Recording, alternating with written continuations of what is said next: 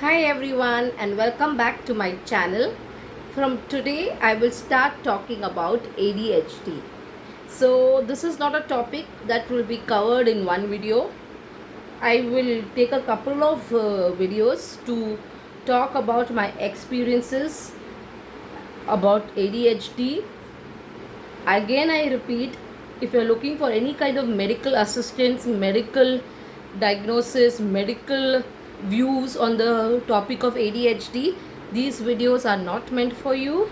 But if you want to just support in the terms of someone to understand me as I deal with a child of ADHD, how did I cope with the hyperactive part on ADHD, how do I currently cope with the things associated that affect my child in his daily life, if they do, and anything and everything that was associated with my child when he was before he was assessed professionally that he has ADHD, but there were signs.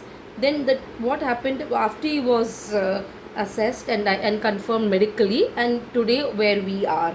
So this video is only about that. Okay, starting stages. We never knew about ADHD, in the sense we know what is ADHD, but we never went into the depth of ADHD because there was nobody in my circle who I knew personally that had ADHD. Okay, that doesn't mean that there was no children around with ADHD, but I personally did not know. And my child being the first child, there was no prior experience of going to school with the earlier one, if I had one, to school to see some kids like that or anything like that. So it's total was a new thing to me. Okay, now do we see signs of hyperactivity way before it is medically diagnosed? My personal view is yes. Yes, if we really pay attention to the child, this is what I realized. I knew there was something more than expressive speech delay, but as I told you earlier, I had no practical experience, so I couldn't confirm my fears. The signs were always on the move. Always on the move. It was very rare that my child could sit in one place for a long time. It was very rare. And whenever my child sat, it was while driving. When we used to go on car drives, it used to be very easy journey for me. The sheer reason is he loved car drives. It's movement, continuous movement. So yes, especially long drives, interstate driving, we did a lot when he was young.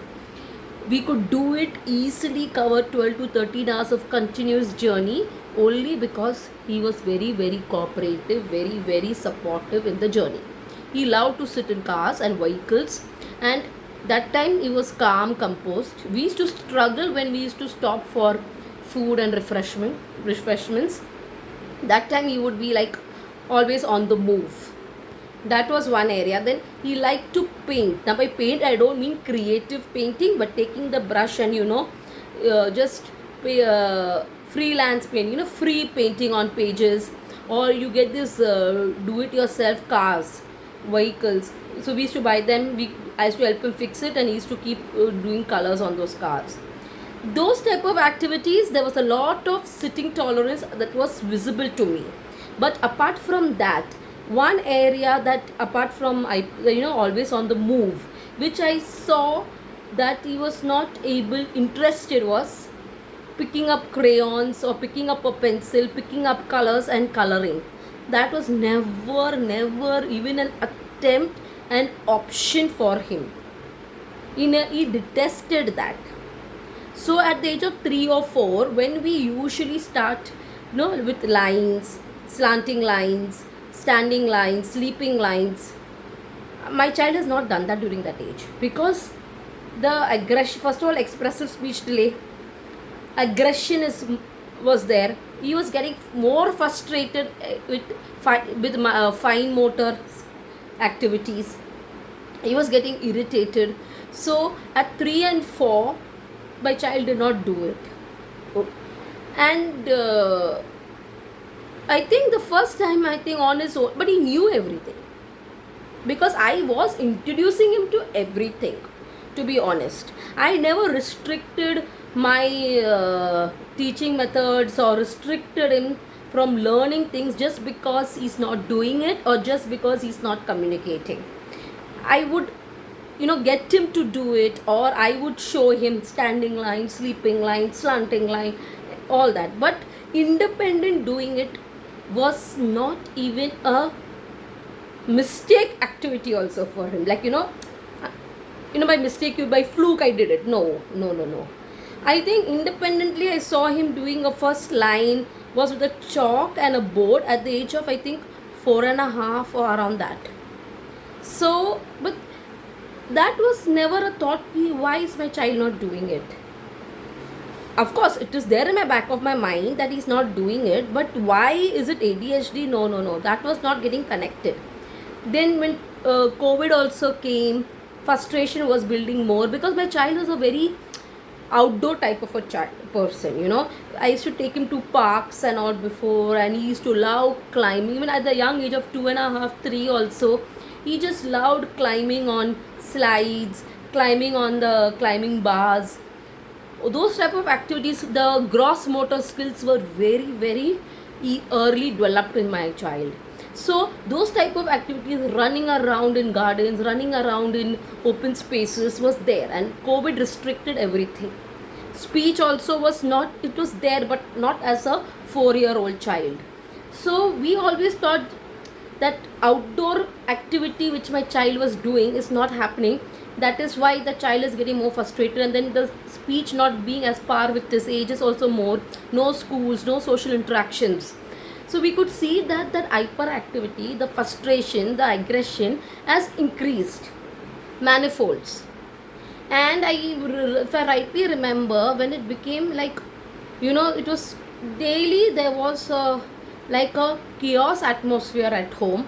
Always he getting frustrated, we are not able to understand, no help, all of us are just either screaming at him or he's doing something, and many other things. And that's the time at 4.5 years we thought this is not going to work, because he's not at all interested in coloring, writing, even those matching activities with paper and pen or with a crayon. He's not interested. He knows it, but he's not interested to do. And these are things you should be doing at that age. Of course, outdoor activities are important, but it's a combination of everything. And frustration and aggression had increased. Hyperness had increased.